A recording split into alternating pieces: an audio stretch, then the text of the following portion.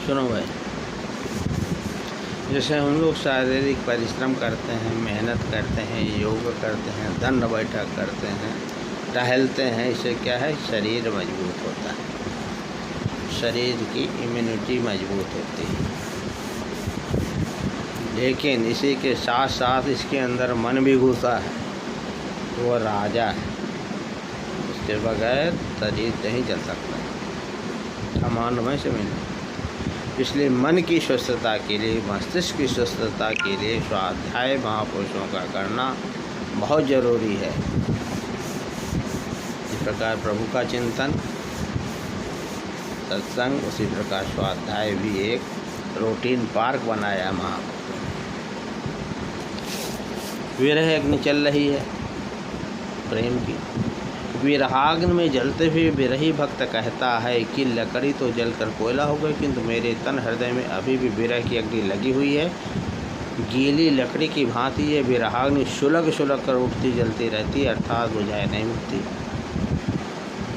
आंतरिक गति से विरहाग्नि से रात दिन विरहिणी जलती रहती है। कबीर साहब कहते हैं कि विरहाग्नि कैसे बुझ सकती है, क्योंकि वह तो सद्गुरु लगा कर गए, अर्थात सद्गुरु के सदुपयोग से लगी हुई प्रेम विरह की आग उन्हीं के प्रिय दर्शन मिलन से बुझ सकती है।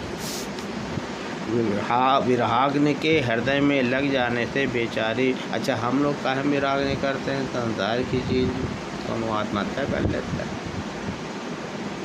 और प्रेत हजारों साल तक प्रेत, सबसे बड़ा है आत्महत्या पाप, महापापों में।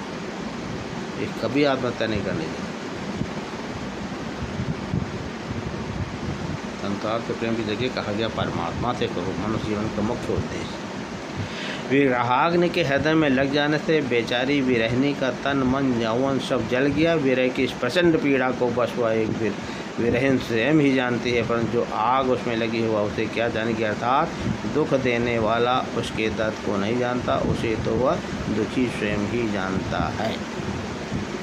विरही जन को विरह की भारी चोट ऐसे सताती है, पीड़ा देती है कि उसका सारा शरीर ही जर्जर जीर्ण शीर्ण हो जाता है। उस चोट को या तो उसे वो मारने वाला जानता है, और या फिर उसे वह चोट लगती है, बस वही उसे जानता है, अन्य कोई और नहीं। अपने प्रिय स्वामी की बाट जोते जोते विरही की आँखों में भी झाई पड़ गई, जिससे अब दिखाई देना भी कठिन हो गया। उसका स्वामी का नाम पुकारते पुकारते जीभ में छाला पड़ गया, जिससे अब बोलना तथा पुकारना भी कठिन हो गया, अर्थात बेचारा वह विरही सब ओर से विवश हो गया। नैनन तो झाड़ी लाइया, रहट बहे निश्वास, पपिया